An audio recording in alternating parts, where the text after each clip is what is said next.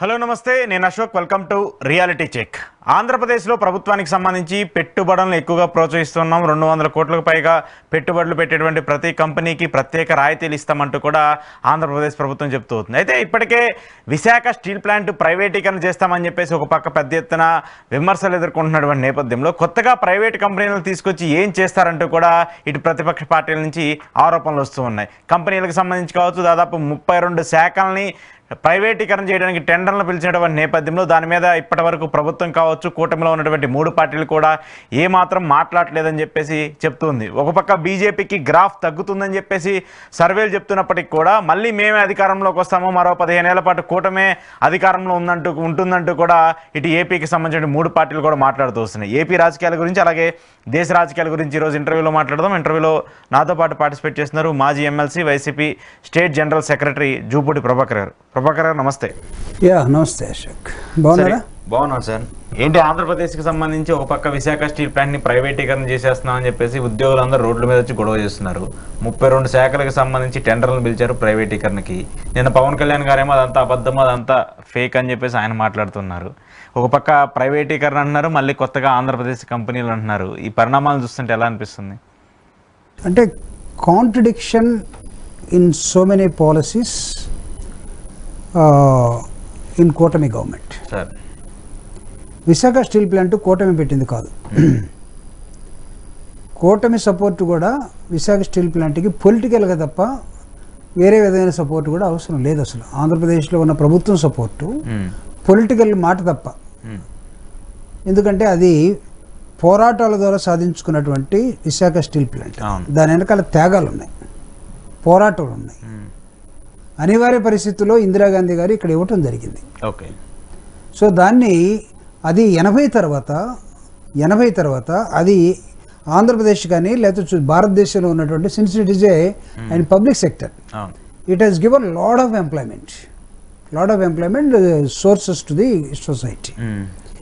దాన్ని ఈరోజు ప్రైవేట్ పరం చేయటం కోసం గత 2019, 24 కానీ లేకపోతే 24 నుంచి వచ్చినటువంటి ఇప్పుడు కానీ అక్కడున్న కూటమి ప్రభుత్వం అంటే ఎన్డీఏ, బీజేపీ, దీన్ని మనం ఎన్డీఏ అంటామో లేకపోతే కూటమి అంటామో తెలియదు కానీ, సో వాళ్ళు ఒక నాటకం ఆడుతూ ఉన్నారు. జగన్మోహన్ రెడ్డి గారు 2019 నుంచి 24 దాకా వాళ్ళు ఏ నాటకం ఆడినా ప్రైవేటైజ్ చేయటం కోసం, ఒకవేళ పొరపాటున మీరు అంశానికి వస్తే మేము ఖచ్చితంగా తిరుగుబాటు చేస్తామని కూడా ప్రధానమంత్రి విశాఖపట్నం వచ్చిన సందర్భంలో కూడా ఆయన తెలుగు ఉపన్యాసంలో స్పష్టంగా చెప్పాడు. ఒకవేళ మోడీ గారికి అది అర్థం కావట్లేదేమో తెలుగుది అనుకొని దాని వరకు ఇంగ్లీష్లో మాట్లాడాడు జగన్మోహన్ రెడ్డి గారు బహిరంగ సభలో. కానీ వాళ్ళు ఎవరిని లెక్క చేసే క్రమంలో 2019 నుంచి 14 24 లేరు, 24 నుంచి అసలు లేరు. కానీ ఇప్పుడు కూటమి అక్కడున్న ఎన్డీఏ ప్రభుత్వానికి కానీ కూటమి ప్రభుత్వం కానీ వాతావరణం సరిగా లేదు. అంటే తుఫాన్ వస్తుందా లేకపోతే నేను అన్నట్టుగా క్లౌడ్ బరస్ట్లు అవుతాయా నేను చెప్పట్లేదు. వాతావరణం మారిపోయింది. ఎందుకంటే రాహుల్ గాంధీ బీజేపీ దేన్ని ఆధారం చేసుకొని ఓట్ చోరీకి వచ్చిందో, దేన్ని ఆధారం చేసుకొని ఈవీఎంల ద్వారా మేనేజ్ చేశారో, దేన్ని ఆధారం చేసుకొని దేశం మొత్తాన్ని మేనేజ్ చేసి అనుకున్నారో దాన్ని కొమ్మని నరికేయడు. ఓకే. ఆ చెట్టు కొమ్మను నరికేశాడు. ఇప్పుడు ఆ కొమ్మ విలువలాడుతుంది సమాధానం చెప్పలేక. ఏ కొమ్మది? ఎలక్షన్ కమిషన్ అనే ఒక డెమోక్రటిక్ ఇన్స్టిట్యూషన్, రాజ్యాంగ సంస్థది. ఈ దేశానికి ఎన్నికలు నిర్వహించే ఒక సంస్థ నీ దగ్గర దొంగతనం జరిగింది దేశవ్యాప్తంగా నువ్వు జరిపేటప్పుడు అంటే సమాధానం చెప్పలేక రాహుల్ గాంధీ ఈరోజు ఓట్ చోరీ అనే దాని మీద బీహార్లో యాత్ర చేస్తూ ఉన్నారు. దేశవ్యాప్తంగా ఉన్న నాయకులందరూ కూడా వెళ్ళి సంఘీభావం తెలియజేస్తూ ఉన్నారు. తర్వాత మీరు అడుగుతారు మీరు చేశారని, దాన్ని పక్కన పెడతాను. I will come to you, దానికి కూడా సమాధానం చెప్తాను. ఇప్పుడు కూటమి ప్రభుత్వం కానీ ఎన్డీఏ ప్రభుత్వం కానీ విలవెల్లాడుతూ ఉన్నారు. నిజంగా ఒకవేళ సడన్ గా ఎన్నికలు వస్తే, ఎలక్షన్ కమిషన్ చేతులు ఎత్తేస్తే ఏం జరుగుతుంది అనే దాని మీద ఈరోజు చర్చ జరుగుతుంది. ఒక డిసిజన్ ఇన్ ఆంధ్రప్రదేశ్. నీకు విశాఖ స్టీల్ ప్లాంట్లో ఒకే ఒక అంశాన్ని నేను మిధాని అనే మిశ్రదాత నిగమ్ లిమిటెడ్లో 17 సంవత్సరాలు ఒక మెకానికల్ ఇంజనీర్గా సూపర్ అలాయ్స్ ఆకాశంలోకి వెళ్ళేటువంటి స్టీల్ కానీ, టైటానియం మెటీరియల్ కానీ, మ్యారేజింగ్ స్టీల్ కానీ, స్పేస్ మెటీరియల్లో ఒక 100 సంవత్సరాలు రెస్ట్ పెట్టకుండా సర్వీస్ ఇవ్వగలిగినటువంటి మెటీరియల్స్ని ప్రొడక్షన్ చేసే యూనిట్లో నేను పనిచేసినటువంటి ఒక ఇంజనీర్గా నేను మాట్లాడుతున్నాను. So VSP steel also something like మేము తయారు చేసే స్టీల్స్లో కొన్ని అంత మా అంత గ్రేడ్ కాదు కానీ కొంత మన ఇన్ఫ్రాస్ట్రక్చర్ కావాల్సినటువంటి స్టీల్స్ మొత్తాన్ని తయారు చేస్తుంది. అది కోల్డ్ రోలింగ్ కానివ్వండి, హాట్ రోలింగ్ కానివ్వండి, లేకపోతే నీకు 304 స్పెషల్ స్టీల్ కానివ్వండి, రిమైనింగ్ స్టీల్ కానివ్వండి, అక్కడ ఉన్నటువంటి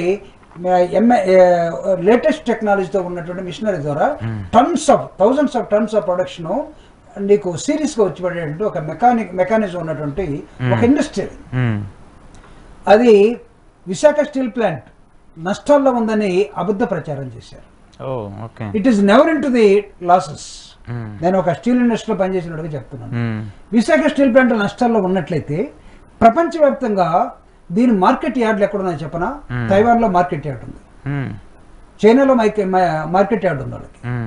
వాళ్ళకి మార్కెటింగ్ MBA స్టూడెంట్స్ మార్కెటింగ్ డిపార్ట్మెంట్లో చేరి విఎస్పిలో వాళ్ళు ప్రపంచంలో ఉన్న అనేక దేశాల్లో యార్డులు పెట్టుకొని విశాఖ స్టీల్ అమ్ముతారు. నీకు ఏ సెయిల్కి లేదు, బిలాయికి లేదు, లేకపోతే టాటాకి లేదు. ఒకళ్ళు ఉంటే వాళ్ళు కూడా కొన్ని చోట్ల అక్కడ ఉండొచ్చేమో కానీ, బట్ ఒక పబ్లిక్ సెక్టర్గా VSP has got lot of marketing yards. China, America, Russia, Taiwan, Japan, Vietnam and Korea, చాలా ప్రాంతాల్లో, ఇన్ని ప్రాంతాల్లో, మలేషియా, ఇన్ని చోట్ల వాళ్ళకి మార్కెటింగ్ యార్డ్ ఉన్నాయి. How can you say Visakha steel plant మొత్తం మా లాసుల్లోకి వెళ్ళిపోయింది?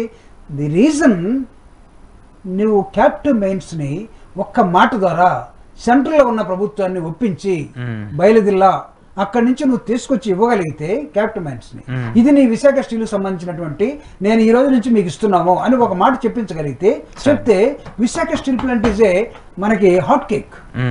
దీన్ని గత ప్రభుత్వాలు చేయలేక ఇది లాసుల్లో ఉంది, దీన్ని తెగనమ్మాలి, ఇది నెహ్రూ పెట్టింది, ఇది ఇందిరాగాంధీ పెట్టింది, ఈ కాంగ్రెస్ వాళ్ళు పెట్టారు, మేము బీజేపీ వాళ్ళమి, కాంగ్రెస్ ముక్తి భారత్ అనే దాన్ని తీసుకొచ్చి, అంటే మీరు పబ్లిక్ సెక్టర్స్ కూడా ముక్తి భారతే. ఎందుకు? ఒకవేళ పబ్లిక్ సెక్టర్ రిజర్వేషన్ ఉంటే రిజర్వేషన్ ద్వారా ఎస్సీలు, ఎస్టీలు, బీసీలు, మైనారిటీలు దానిలోకి వస్తారు. సో అసలు వీళ్ళు అడ్మినిస్ట్రేషన్ రాకూడదు కాబట్టి ఉన్నదాన్ని పెరిగి అవతల పడేయాలి. ఈ క్రమంలో నడుస్తున్నటువంటిది లాసుల్లో పోతుందని ఒక పుకారు పుట్టించి దాదాపు కొన్ని వేల మంది పనిచేస్తున్నటువంటి, మీరు ఇందాక ఒక మాట 32 డిపార్ట్మెంట్లని ప్రైవేట్ చేయడం కోసం నేను అడుగుతూ ఉన్నా. Excellent products, IIT products, Osmania products, JNTU products, అక్కడ సెలెక్ట్ అయిన వాళ్ళు ఇంజనీర్స్ మా బ్యాచ్ వాళ్ళకి 5 ఉన్నారు. మేమందరం పబ్లిక్ సెక్టర్లో ఎంప్లాయ్మెంట్ తీసుకుని ఈపీ సింగ్ పీరియడ్లో 84-88 బ్యాచ్ నేను ఈపీ సింగ్ ప్రధానమంత్రిగా ఉన్నప్పుడు పబ్లిక్ సెక్టర్స్ లో ఉన్న బ్యాక్లాగ్ వేకెన్సీస్ లో నేను ఒక నెల మొత్తం ఒక 7-8 పబ్లిక్ సెక్టర్స్ కి ఎగ్జామ్కి అటెండ్ అయితే రిజల్ట్ 5 పబ్లిక్ సెక్టర్లో మేము క్వాలిఫై అయ్యాం. కాదు సార్, ఇప్పుడు ఇక్కడేమో ఇట్లా ప్రైవేట్ కంపెనీలకు సంబంధించి వస్తున్నాను సార్. ఇక్కడ నేను వస్తున్నాను. ఇక్కడ ట్రిక్ ఏంటంటే విశాఖ స్టీల్ ప్లాంట్ మీద పగబెట్టారు. ఆంధ్రప్రదేశ్ ఈరోజు ఆఫ్టర్ ఆల్ ఒక 13 జిల్లాలతో ఏర్పడినటువంటి తెలంగాణని ఆంధ్రాన్ని విడగొట్టిన తర్వాత ఒక చిన్న ముక్క, ఒక 25 మంది ఎంపీలు, అంతే కదా, పెద్ద లెక్కే ఉంది. 42 మెంబర్స్. ఆంధ్రప్రదేశ్ అంటే 42 మంది ఎంపీలు ఉండేవాళ్ళు అప్పట్లో ఉమ్మడి ఆంధ్రప్రదేశ్ లో. ఇప్పుడు అది ఎంత పోయింది? 25కి వెళ్ళిపోయింది. 25 మంది ఉంటే ఎంత? తమిళనాడు నుంచి కొనుక్కోవచ్చు, మహారాష్ట్ర నుంచి కొనుక్కోవచ్చు, లేకపోతే ఉత్తరప్రదేశ్, ఇవన్నీ ఉన్నాయి కదా, మేనేజ్ చేసుకోవచ్చు అనుకున్నారు. ది పొలిటికల్ పవర్ని కట్ చేశారు. ఇక్కడ అయినా సరే మనం ఆటాడాలి, చేతులు ఎత్తేసారు. ఈరోజు పవన్ కళ్యాణ్ మాట్లాడుతూ ఉన్నాడు. నేను మీకు చెప్తాను, పవన్ కళ్యాణ్ ఎలక్షన్ ముందేం మాట్లాడు, వీలైతే మీరు ఏంటి సార్ నేను చెప్తాను, ఎలక్షన్ తర్వాత ఏం మాట్లాడుతున్నాడు. నిన్న ఆయన మాట్లాడుతున్నాడు, ఇక్కడ ప్రభుత్వ ఉద్యోగులు, కార్మిక సంఘాలు వాళ్ళలో చిత్తశుద్ధి లేకపోతే ఏం చేయాలి, వాళ్ళలో చిత్తశుద్ధి లేదట, వాళ్ళు 8 గంటలు పని చేయట్లేదట, వాళ్ళు పొద్దున్న పోయి క్యాంటీన్లు అన్నదని నిద్రపోయి వాళ్ళ ఇంటికి వెళ్ళిపోతున్నారు. కార్మిక సంఘాల్లో చిత్తశుద్ధి లేదు. భారతదేశ వ్యాప్తంగా నీకు లిబరలైజేషన్ వచ్చిన తర్వాత ఫస్ట్ దెబ్బ కార్మిక సంఘాల మీద పడిపోయింది. నీకు యూనియన్స్ అనే పవర్ తగ్గిపోయింది. యూనియన్స్ ఇప్పుడు పోరాటం చేసే వాళ్ళు ఎవరున్నారు? కాబట్టి ఈయన ఎలక్షన్ ముందు ఇదే కార్మిక సంఘాలతో మాట్లాడాడు కదా, ఇలా ఎగరేసి నేను మీకు తోడుగా ఉంటా, సెంట్రల్ ఢిల్లీ మెడలో ఉంచుతాను. నిన్నేమన్నాడు తెలుసా? ఢిల్లీ మెడలో ఉంచుతామని ఇక్కడ అంటారు కానీ కొంతమంది ఢిల్లీలో మెడలో ఉంచాలంటే మన వల్ల కాదు. ఢిల్లీ ఈజ్ ఢిల్లీ. అక్కడ పోయి మనం power plant presentation Visakha steel plant నుంచి ఇస్తామంటే ఎవరు తీసుకోరు. నట్షెల్లో చెప్పాలి వాళ్ళకి. వాళ్ళంట అంతా ఒక 2 నిమిషాల్లో విని వాళ్ళు ఏమంటారంటే వీ లుక్ ఇంటూ ఇట్ అంటారండి. మరి జగన్మోహన్ రెడ్డి 5 ఏళ్ళ పాటు ఎట్లా ఆపాడు? జగన్మోహన్ రెడ్డి గారు ఆపింది వీళ్ళకి అసలు తెలియట్లా. అట్లీస్ట్ ఆయన ఎక్కడ స్విచ్ నొక్కాలో అక్కడ నొక్కాడు జగన్మోహన్ రెడ్డి గారు.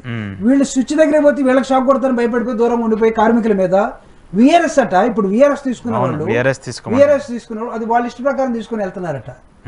చాలా నిన్న ఎంత అసందర్భంగా మాట్లాడంటే పవన్ కళ్యాణ్ విశాఖ స్టీల్ ఎంప్లాయీస్ గురించి, విఎస్పీని గురించి అసలు తెలుసో తెలీదో నాకైతే అర్థం కావట్లేదు. అతను ఎలక్షన్ ముందేమో నేను వీరుణ్ణి, అవసరమైతే నేను నిలబెడతాను, పోరాట పట్టుకుంటే మీరు నిలబడండి, మీతో పాటు నేను వస్తాను అని చెప్పినటువంటి వ్యక్తి ఇప్పుడు ఢిల్లీ మెడల్ వంచడం మా వల్ల కాదు, ఎవడి వల్ల కాదు, ఊరికేడు చెప్తారేమో అక్కడ చేయలేరు, వాళ్ళ దగ్గర మనం ఒక మెమోరాండం చదవడానికి టైం ఇవ్వరు, వాళ్ళు మరి వీళ్ళు లుక్ ఇంటూ ఇట్ అక్కడ పెట్టుకోమంటారు. అమిత్ షా అంటే ఏమనుకున్నారు, మోడీ అంటే ఏమనుకున్నారు, ఈయన ముందు బెదరగొడుతున్నాడు.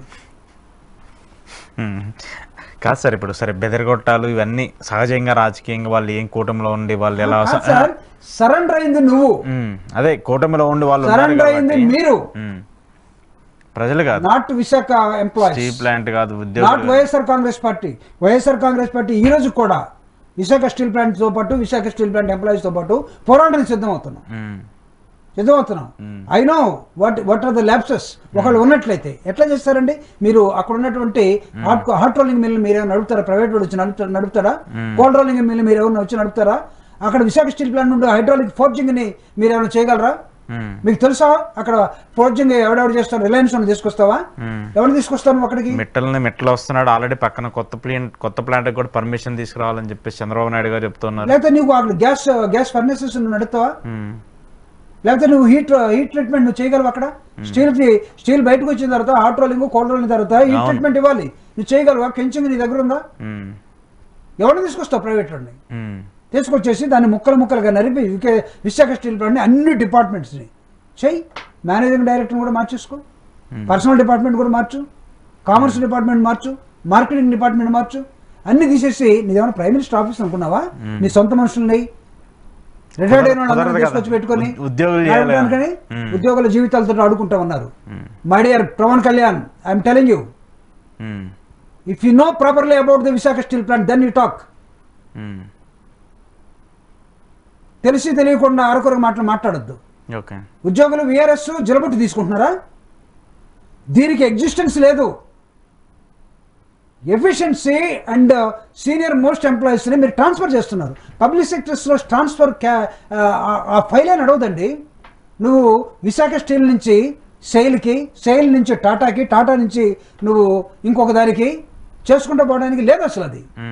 అది ఈడీ లెవెల్లోనో అప్లై చేసుకొని, లేదా మేనేజింగ్ డైరెక్టర్ లెవెల్లోనో, చైర్మన్ లెవెల్లోనో వచ్చినటువంటి కొన్ని పోస్టులకు ఉంటుంది, అన్నిటికీ ఉండదు. బట్ నువ్వు ఒక హాట్ రోలింగ్ లో ఎక్స్పీరియన్స్ జనరల్ మేనేజర్ని తీసుకెళ్ళి నువ్వు ఇక్కడ అవసరం లేదు, నేను సేల్కి మారుస్తున్నానంటే వాడు పోతాడు. భార్య ఏం కావాలి, పిల్లలు ఏం కావాలి, వాడు నిర్మించిన పిల్లలు చదువులు ఏం కావాలి, వాళ్ళ ఉద్యోగాలు ఏం కావాలి, they are edge of the retirement. వాళ్ళు దీన్ని తట్టుకోలేక they have been offered VRS. అలా వస్తుంది. 89లోనో లేదా 90sలోనో ఉన్నట్టు గోల్డెన్ షేక్ హ్యాండ్ లేదు. అప్పట్లో నువ్వు వెళ్ళిపో, నువ్వు వెళ్ళిపోతే నీకు కావాలంటే ఏమి ఇస్తావో దానికన్నా ఎక్కువ ఇస్తావని గోల్డెన్ షేక్ పెట్టాడు. గోల్డెన్ షేక్ విన్నావు? నో. అసలు మీకు ఢిల్లీ వాళ్ళతో మాట్లాడడానికి, ఫైనాన్స్ వాళ్ళతో కానీ, లేకపోతే నీకు పబ్లిక్ సెక్టర్స్ తోటి మాట్లాడడానికి, డీవీపీతో కూర్చోడానికి మీకు పడతాయి కదా. మీకు నాలెడ్జ్ ఎవడుకుంది మీ మంత్రుల్లో? నేను అడుగుతున్నా. మీ కూటమిలో ఉన్న మంత్రులకి, సెంట్రల్ మినిస్టర్ కానీ, లేకపోతే పార్టీలు నడుపుతున్న మీకు కానీ చెప్పండి. ఒక అరగంట సేపు అనర్గళంగా మీరు ఇంగ్లీష్లో టెక్నాలజీ గురించి మాట్లాడండి. ఎట్లా మీరు ప్రైవేటైజ్ చేస్తారండి? ట్రేడ్ యూనియన్స్ కి అక్కడ ఉన్న సిఐటి కానీ, అక్కడ ఉన్న ఐఎఫ్టీ కానీ, అక్కడ ఉన్న కాంగ్రెస్ పార్టీ అఫిలియేటెడ్ ఐఎన్టీసీ కానీ, వాళ్ళకి ఎవరికి ట్రేడ్ యూనియన్ ఎట్లా నడపాలో తెలీదా? They don't know what are the sacrifices for Visakhapatnam steel plant జరిగిన sacrifice తెలీదా? ఇప్పటికి నువ్వు ఓవరాల్ ప్యాకేజ్ ఇవ్వలేదు. ఇప్పటికి నీకు విశాఖ స్టీల్ ప్లాంట్ లో నువ్వు పూల్ చేస్తున్న ఆ ల్యాండ్ కి డబ్బులు ఇక్కడ ఉద్యోగాల కోసం అక్కడ ఉద్యోగస్తులు ధర్నా చేస్తూ ఉంటే దీన్ని కాపాడుకోవడం కోసం నా ప్యాకేజ్ ఏమైంది రైతులు ధర్నా చేస్తూ ఉన్నారు. Is it not shame on your part? డెఫినెట్గా నువ్వు ప్రైవేటైజేషన్ లో మునిగిపోయావు. ఈ దేశాన్ని తెగనమ్మడానికి వచ్చినటువంటి ఎన్డీఏ మోడీ లేకపోతే అమిత్ షా గవర్నమెంట్కి మీరు తోకల్లాగా తయారైపోయి సరెండర్ అయిపోయింది మీరు ఎంప్లాయీస్ కాదు, సరెండర్ అయిపోయింది మీరు ట్రేడ్ యూనియన్స్ కాదు, సరెండర్ అయిపోయింది మీరు అక్కడ ఉన్న టెక్నాలజీ కాదు. కాబట్టి తెలిస్తే మాట్లాడండి విశాఖ స్టీల్ ప్లాంట్ గురించి. వైఎస్ఆర్ కాంగ్రెస్ పార్టీ ఫైట్ చేస్తూ ఉంది. విజయసాయి రెడ్డి గారు కానీ జగన్మోహన్ రెడ్డి గారిని లాస్ట్ టైం 2014లో 24లో వస్తే ఇదే సమస్య వస్తే జగన్మోహన్ రెడ్డి గారి ట్రేడ్ యూనియన్ నాయకుల మొత్తాన్ని విశాఖపట్నం నీకు ఎయిర్పోర్ట్కి పిలిపించుకుని మాట్లాడి నేనున్నంత కాలం దీనికి ఏం కాదు నేను చూసుకుంటా అని చెప్తే ట్రేడ్ యూనియన్ నాయకులు హాయిగా వెళ్ళారు. ఏం కాలేదు. ఇప్పుడు అధికారంలోకి వచ్చి మీరు 124 సీట్లు పెట్టుకొని మీరు ఇక్కడ మనం ఢిల్లీ మెడలు వంచడానికి అంత ఈజీ కాదు. మాటలు పవన్ కళ్యాణ్ గారు how to talk dialogue, how to maintain dialogue. Negotiations మీకు తెలీదు, బైలాటరల్ టాక్స్ మీకు తెలీదు, శాలరీ ఫిక్సేషన్ మీకు తెలీదు. కూర్చొని కార్మికులతో నేర్పిస్తారు మీకు. అక్కడ ట్రేడ్ యూనియన్ లీడర్స్ ఉన్నారు, నేర్పిస్తారు. అక్కడ జనరల్ మేనేజర్స్ ఉన్నారు, ప్రొడక్షన్ యూనిట్స్ లో మెయింటెనెన్స్ లో ఉన్నారు. 32 వింగ్స్ నువ్వు ఈ రోజు ప్రైవేట్ వాడికి అప్పచెప్పిన తర్వాత నీకు తలే తీసేస్తే విశాఖ స్టీల్ ప్లాంట్ కి మొండంతో నువ్వేం పని చేస్తావు? అసలు ఏం చేస్తావు? నువ్వు మెయిన్ హార్ట్ని తీసేస్తున్నావు.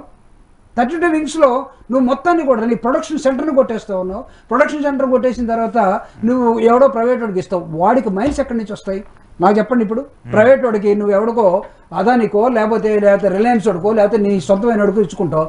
వాడికి నువ్వు మైనింగ్ ఎక్కడి నుంచి ఇస్తావు? అప్పుడు అప్పచెప్తావు కదా. ఇప్పుడు ఏమైంది అంటే నెహ్రూ ఇచ్చినా, కాంగ్రెస్ పార్టీ ఇచ్చినా, ఇందిరాగాంధీ ఇచ్చినా పబ్లిక్ సెక్టర్స్ ని మొత్తాన్ని నాశనం చేయటమే బీజేపీ లేకపోతే కూటమి మెయిన్ థీమ్ అనుకోవాలా. Main theme. దాన్ని దృష్టిలో పెట్టుకొని మన వాళ్ళు పనిచేయాల్సిన అవసరం ఉంది నిలుపుకోవడం కోసం. ఈ రోజుకైనా కానీ పెద్ద ఇష్యూ కాదండి. ఈ రోజు నీకు విశాఖ స్టీల్ ప్లాంట్ లో ఉన్నటువంటి 20,000 మంది ఎంప్లాయీస్ ఒక్కసారి బయటకు వచ్చి నిలబడి వాళ్ళు ఎన్డీఏ ప్రభుత్వానికి ఒక్క రన్న నినాదం ఇస్తే విశాఖ స్టీల్ ప్లాంట్ ఆగిపోతుంది. వాళ్ళలో చీలికలు తీసుకొచ్చారు. ఇప్పుడు మీరు అన్నట్టుగా ఒకళ్ళు INT Telugu Desam party trade union లేదు. చంద్రబాబు నాయుడు గారు ముఖ్యమంత్రి అయిన తర్వాత ట్రేడ్ యూనియన్ వ్యవస్థని, విద్యార్థి సంఘ వ్యవస్థని, వింగ్స్ వ్యవస్థను మొత్తాన్ని నాశనం చేసి అవతల పడేశాడు. విద్యార్థి విభాగాలు యూనివర్సిటీలో ఉండడానికి లేదు. ఉంటే ఎవడైనా పోటీ వస్తాడేమో, క్వశ్చన్ చేస్తాడేమో. క్వశ్చన్ చేయడానికి లేదు అసలు.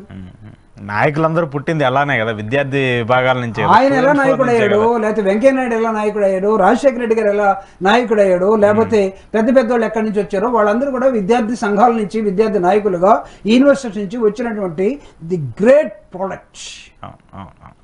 మీరు సీతారాం యేచూరి పార్లమెంటరీ స్పీచెస్ ఎప్పుడైనా విన్నారా? Parliamentary speeches. He has spoken about the trade union movement. అవును, తీసుకురావాలని చెప్పారు ఆయన. మళ్ళీ ఉండాలి అలాంటి యూనియన్స్ ఉంటేనే ఐకమత్యం కావచ్చు. కలిసి విద్యార్థి సంఘాల నుంచి సంఘాలు లేవేసిన తర్వాత ట్రేడ్ యూనియన్ మూసేసిన తర్వాత అంటే చంద్రబాబు నాయుడు గారికి హైదరాబాద్ లో ఉన్నటువంటి చుట్టుపక్కల ఉన్నటువంటి కంబైన్డ్ ఆంధ్రప్రదేశ్ లో పబ్లిక్ సెక్టర్స్ మొత్తం నమ్మేశాడు. కాబట్టి విశాఖ స్టీల్ ప్లాంట్ కూడా అమ్మడానికి నాకే అబ్జెక్షన్ లేదు, మీరు కావాలంటే చేసుకోండి అబ్బాయి అని చెప్పి వదిలేశాడు మోడీకి. మోడీ అండ్ అమిత్ షా వాళ్ళకి పబ్లిక్ సెక్టర్స్ ఉండాల్సిన అవసరం లేదు. కారణం రిజర్వేషన్ మళ్ళీ ఇంప్లిమెంట్ చేయాల్సి వస్తుంది. ఇది మెయిన్ కారణం సార్. 50% సీట్లు రిజర్వేషన్ పోతాయి. రిజర్వ్డ్ సీట్ లో ఉన్నటువంటి ఎంప్లాయీస్ అక్కడ రిక్రూట్మెంట్ జరిగితే వీళ్ళు అంబేద్కర్ గురించి మాట్లాడుతారు, వీళ్ళు హక్కుల గురించి మాట్లాడతాడు, వీడు ప్రతిరోజు ప్రశ్నిస్తూ ఉంటాడు. కాబట్టి పబ్లిక్ సెక్టర్ ని మూసేస్తే గో టు హెల్. సరే సార్, ఇంకొకటి మెయిన్గా ఆంధ్రప్రదేశ్ సంబంధించి కనిపిస్తున్నటువంటి కొన్ని ఇన్సిడెంట్స్. ఇప్పుడు ఇట బీజేపీకి సంబంధించి ఏమో ఇక్కడ నిన్న India Today C voter survey ఒక రిపోర్ట్ ఇస్తూ వచ్చింది. అక్కడేమో ఎన్డీఏ కూటమికి సంబంధించి కొంత పలసపడిపోతుందని చెప్పేసి ఒక పక్క, ఇటుపక్క కాంగ్రెస్ పెరిగిపోతుంది ఇంకో పక్క, ఇక్కడేమో కూటమి మేము 15 ఏళ్ళు 20 ఏళ్ళు అధికారంలో ఉంటామని వాళ్ళు ఒక పక్క. ఈ పరిణామాలన్నీ చూస్తున్నప్పుడు అంటే ప్రజల్లో ఇస్తున్నటువంటి రిజల్ట్ ఇంకోలా ఉంటే వాళ్ళు ఎక్స్పెక్ట్ చేసినటువంటి మూమెంట్ ఇంకోలా కనిపించట్లేదా? అంటే ఎన్డీఏ గవర్నమెంట్ సర్వేలు తనకు అనుకూలంగా వస్తే సర్వేలు బ్రహ్మాండంగా ఉన్నట్టండి. ఎక్కడైనా పబ్లిక్ ఒపీనియన్ సర్వే రూపంలో బయటకు పెట్టి ఎన్డీఏ కూటమి వైపు సర్వే సరిగా లేదు, ఎన్డీఏలో ఉన్నటువంటి పార్టీలు గందరగోళంగా ఉన్నాయి, తర్వాత ప్రభుత్వాలు ఫ్యూచర్లో వచ్చే అవకాశం లేదని చెప్తే ఆ సర్వే తప్పు. సీ ఓటర్ సర్వే కూడా మీరు వాళ్ళు చెప్పిన దాన్ని ఫేవరబుల్ గా లేదు వాతావరణం ఎన్డీఏకి అని చెప్పిన తర్వాత దాన్ని డైజెస్ట్ చేసుకోలేకపోతా ఉన్నారు. ఎందుకు లేదు? ఇంతకాలం ఎలా మేనేజ్ చేశారు? 2014 నుంచి 2024 దాకా ఈ దేశంలో జరిగిన ఎన్నికలన్నీ కూడా మొన్న ఎలక్షన్ కమిషన్ని దాదాపు 300 మంది ఎంపీలు పార్లమెంట్ నుంచి బయటకు వచ్చి నువ్వు ఎలక్షన్ కమిషన్ దగ్గరికి వెళ్తావు, మేము మాట్లాడతామంటే ఆ రోజు తేలిపోయింది. అసలు 300 మంది ఎంపీలు అవుట్ ఆఫ్ 542 ఆర్ 543 బయటకు వచ్చేసారు. ఇది నీకు లోక్సభలో నుంచి వాళ్ళంతా కూడా బయటకు వచ్చారు. ఎలక్షన్ కమిషన్ తప్పు చేసిందని, ఎలక్షన్ కమిషన్ దొంగతనం చేస్తుందని. ఎలక్షన్ కమిషనర్ గా ఉన్నటువంటి వ్యక్తి తన కూతురు కోసం, తన కొడుకు కోసం, వాళ్ళ పోస్టుల కోసం బీజేపీతో కలిసిపోయి వాళ్ళు ఏం చేస్తారు చేస్తున్నారని. ఎలక్షన్ కమిషన్ రిక్రూట్మెంటే ఎలక్షన్ కమిషనర్ ఎన్నుకునే విధానంలో చీఫ్ జస్టిస్ జ్యుడిషియరీకి అవకాశం లేదు. తీసేశారు. ఒక కేబినెట్ మినిస్టర్ లేకపోతే ఒక ప్రైమ్ మినిస్టర్ ఉంటే సరిపోతుంది అనుకున్నారు. వాళ్ళకి సంబంధించినటువంటి ఇంకొకరిని ఇంజెక్ట్ చేసుకున్నారు. ప్రతిపక్ష పార్టీ నాయకుడు నామకే వస్తే వాళ్ళు సెలెక్ట్ చేస్తే ఓకే అని రావాల్సిందే, లేకపోతే బాయ్కాట్ చేసి రావాల్సిందే. నీకు అసలు దానికి సరైనటువంటి రిక్రూట్మెంట్ బాడీ లేకుండా చేసిన తర్వాత election commission also become a BJP wing. బీజేపీకి ఒక ట్రేడ్ యూనియన్ వింగ్, ఒక విద్యార్థి విభాగం ఉంటే ఎలక్షన్ కమిషన్ కూడా ఒక విభాగం అయిపోయింది. వాడు చెప్పినట్టు చేయాల్సి వస్తుంది. కాబట్టి దాని క్వశ్చన్ చేసిన తర్వాత ఎలక్షన్ కమిషన్ ఇప్పుడు గిలగిలాడుతూ ఉంది. దానికి అసలు ఏం చేయట్లేదు. అది ఒక రాజ్యాంగ బాధ్యతని తన నెత్తిన ఉంచితే నీ భుజస్కంధాల మీద పెట్టి ఈ దేశాన్ని సరైనటువంటి పార్లమెంటేరియన్ విధానంలో మెయింటైన్ చేయండి, ఎలక్షన్ జరపండి అని నీకు ఒక బాధ్యత ఇస్తే ఆ రెస్పాన్సిబిలిటీని తీసుకెళ్ళి నువ్వు ఎక్కడ కలిపావంటే నువ్వు కెమికల్ ఎక్కడో బురదలో కలిపేశావు. ఈరోజు ప్రతి ఒక్క ఎంపీ ఎన్నిక ప్రశ్నార్థకంగా మారింది. ప్రజలు ఈ దేశంలో ఏం భావిస్తున్నారంటే వీడిని మేము ఎన్నుకోలేదు, వీడు దొంగతనంగా ఈవీఎం ద్వారా లేకపోతే ఓటు చోరీ ద్వారా వచ్చినటువంటి ఎంపీ అని మంత్రుల్ని ఎంపీల్ని ప్రజలు డౌట్ పడతా ఉన్న నేపథ్యంలో వచ్చినటువంటి సి ఓటర్ సర్వే దాని మీద వచ్చిందంటారా. కాబట్టి వాళ్ళు they are unable to digest. కాబట్టి ఏం చేస్తారు, అవసరమైతే సి ఓటర్స్ ని బ్యాన్ చేస్తారు, అవసరమైతే దాన్ని ప్రదర్శించిన యూట్యూబ్ ని అశోక్ లాంటి వాడిని ఇవన్నీ చేస్తారు. కాబట్టి జరుగుతున్నటువంటి అంశం ఏంటంటే ఈ రోజు ప్రతిదీ అనుమానాస్పదంగా ఉన్నప్పుడు Rahul Gandhi for good or bad, he taken a decision and questioning the election commission, and from there it has been started.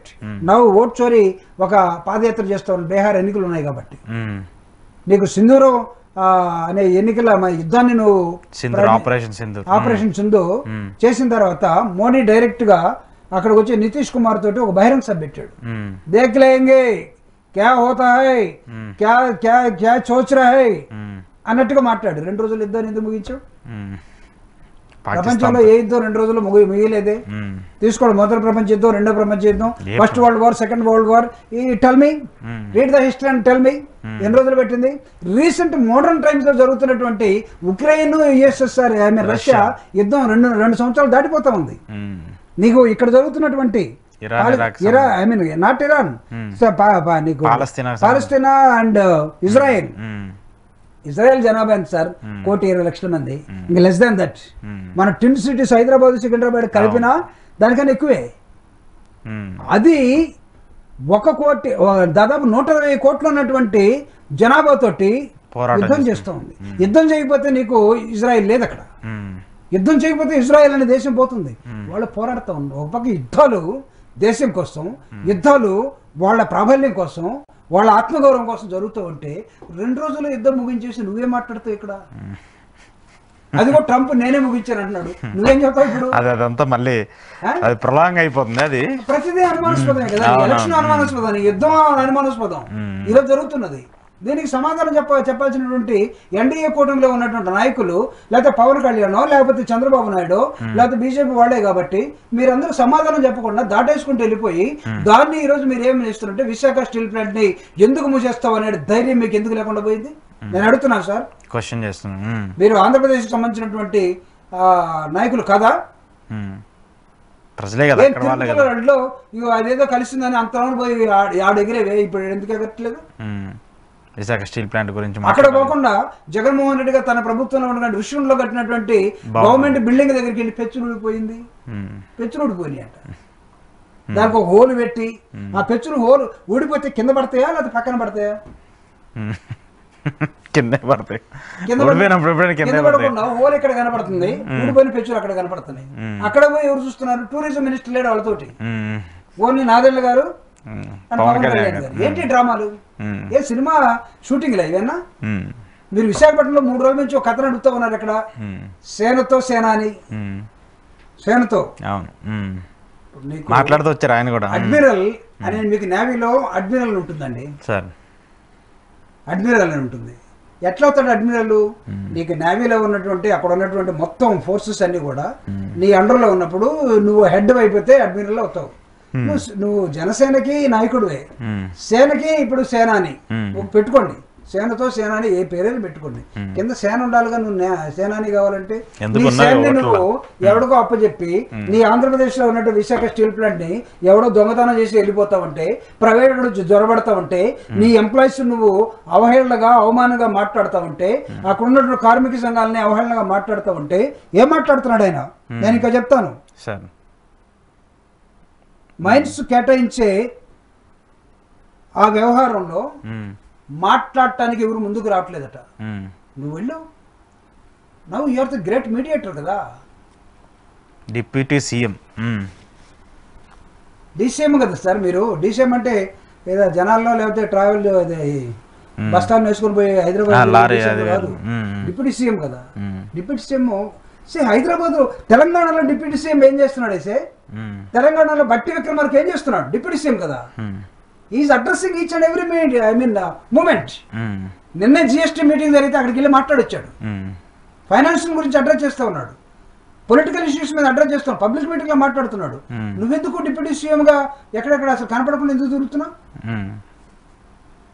ఏంటి నీ డ్యూటీ? ప్రజలకు సంబంధించిన అంశాలనే మాట్లాడాలి కదా సార్.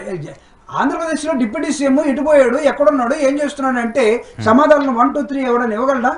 ఆప్షన్ 1 సినిమాలు తీసుకుంటున్నాడు, ఆప్షన్ 2 బాగలేక రెస్ట్లో ఉన్నాడు, ఆప్షన్ 3 తర్వాత వద్దామని అనుకుని నిద్రపోతున్నాడు, ఇవన్నీ ఇస్తే, లేకపోతే ఆప్షన్ 4 లేదు అది సీరియస్గా పనిచేస్తే కనపడాలిగా, ప్రజల్లో కనపడాలి కదా అంటారా? అసలు ఆంధ్రప్రదేశ్ అడ్మినిస్ట్రేషన్ ఎవరు చేస్తున్నారండి? కూటమి చేస్తుందా, చంద్రబాబు నాయుడు గారు చేస్తున్నారా, మీరే చెప్పారు, లేకపోతే తండ్రి కొడుకులే చేస్తున్నారా? ఏమైంది దత్తపుత్రుడు? దత్తపుత్రుడు ఇంకా దత్తపుత్రుడు ఎందుకు? ఆయన ఇంకా ఒక పార్టీకి అధ్యక్షుడు, ఒక పార్టీకి. నాకు అడ్మినిస్ట్రేషన్ తెలియదు, దయచేసి నన్ను ఏమనుకోవద్దు. చంద్రబాబు నాయుడు గారికి మొత్తం తెలుసు, ఆయన కోసం నేను ఏదో పని చేస్తాను, ఆయన నన్ను తిట్టుకోమంటే వచ్చి తిట్టిపోతాను. అడ్మినిస్ట్రేషన్ తెలియదనే ఒప్పుకునే డిప్యూటీ సీఎం మనకు డిప్యూటీ అవసరం అండి? నేర్చుకో, learn, go to the school. నీ డిపార్ట్మెంట్ పక్కనోడుగా అప్పచెప్పి డిజిటల్ సిగ్నేచర్ కూడా మా డిపార్ట్మెంట్ ఒక సీనియర్ మోస్ట్ ఆఫీసర్ పెడతాడు, వాడి దగ్గర పోయి తప్పించుకు తిరుగువాడు. ఏమి సుమతి? ధన్యుడు సుమతియా? సరే, పవన్ కళ్యాణ్ గారు ఇప్పుడు మొన్నటిదాకా అంటే కొంచెం సినిమాల్లో బిజీగా ఉండి అది చేసి ఇప్పటి నుంచి క్లియర్ గా ఎలా తీస్తావని కోర్టులో విజయ్ కుమార్ గారు కోర్టులో కేసేసాడు. ప్రాఫిట్, ఆఫీస్ ఆఫ్ ప్రాఫిట్, అది కరెక్ట్ చేయకూడదని రాజ్యాంగబద్ధంగా ఎలా చేస్తారండి? It's not quid pro quo. ఒక సినిమా నువ్వు తీసి ఆ సినిమా ఆడటం కోసం ఇంకొక రాష్ట్రం వచ్చి ఆ రాష్ట్ర ముఖ్యమంత్రిని టికెట్లు పెంచండి, రేట్లు పెంచండి అడుక్కోవటం దేనికి ఎందుకు వస్తుంది? It's not quid pro quo. Pawan Kalyan ఆంధ్రప్రదేశ్లో చేస్తుంది క్విట్ ప్రోకో రాజకీయాలు చేస్తున్నాడు. తన లబ్ధి కోసం, తన సినిమా కోసం, తన సినిమా ఆడటం కోసం ఆంధ్రప్రదేశ్ ముఖ్యమంత్రిని ఆయన పెంచినా పెంచకపోయినా నా మాట వింటాడులే, తెలంగాణ ముఖ్యమంత్రిని కూడా బతి నడుకుంటే నా మాట వింటాడులే, ఇక్కడ వచ్చే నిర్మాతల కోసం లేకపోతే మిగతా వాళ్ళ కోసం ఇక్కడ వీళ్ళని టికెట్లు పెంచి ఈ బేరం ఆడేవాడిని నేను క్విట్ ప్రోకో అంటాను. Quid pro quo activities. For that you are the deputy CM. Definitely ఒకవేళ ఉంటే are you eligible to that? As per government rules అది కరెక్ట్ కాదు కదా. దెన్ నీకు ఎక్కడుంది? విశాఖ స్టీల్ ప్లాంట్ మీద మాట్లాడకుండా నువ్వు నీ సినిమా కోసం మాట్లాడుకునేవాడివి, ప్రజల కోసం మాట్లాడకుండా, ఎంప్లాయీస్ కోసం ఒక పబ్లిక్ సెక్టర్ క్లోజ్ చేస్తామంటే దానికోసం మాట్లాడకుండా నీ తప్పుడు హిస్టరీని తీసుకొచ్చి పెట్టినట్టు వేరే మల్లు. ఆ హిస్టరీ కూడా సరైనది కాదు. ఔరంగజేబుని ఏదో ఇంకొక మెకానిజంలో తిట్టడం కోసం చేసినటువంటి తప్పుడుగా చూపించావు. ఎన్సీఆర్టీ పుస్తకాలు తప్పు రాస్తాయా? ఎన్సీఆర్టీ పుస్తకాలు ఎవరు వస్తున్నాయి? Over Mughals. చదవండి మీరు, ఏన్షియంట్ ఇండియా, మిడివల్ ఇండియా చదవండి, మీకు తెలుస్తుంది. Do you know that?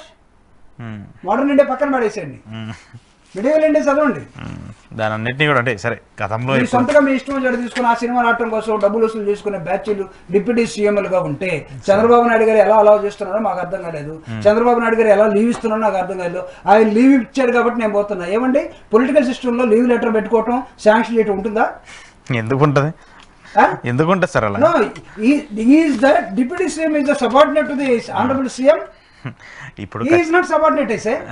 అంటే వాళ్ళిద్దరి మధ్య ఏం అండర్స్టాండింగ్ ఉందో తెలియదు కానీ ఇద్దరు మాత్రం మ్యూచువల్ గా అయితే ముందుకెళ్తారు. ఈ పొలిటికల్ కూటమి సెక్టర్ లో ఒకడు పైనుండి ఒకటి కింద ఉండి ఒకటి లీవ్ లెటర్ ఇంకోటి శాంక్షన్ చేసే పని అయితే చంద్రబాబు నాయుడు సింగపూర్ పోతా డిప్యూటీ సీఎం గా ఒక నేను పెట్టడం లేదు మాకు తెలియదు. సీఎం అపాయింట్ చేసేట్లేదు తెలియదు. నేను ఆయన సెలవు ఇచ్చాడు కాబట్టి నేను లీవ్ లో ఉన్నా అని చెప్తున్నాడు. ఆయన అడ్మినిస్ట్రేషన్ బాగా చేయగలడు కాబట్టి ఆయన ఏది చెప్తే అది నమ్ముతాను అన్నాడు.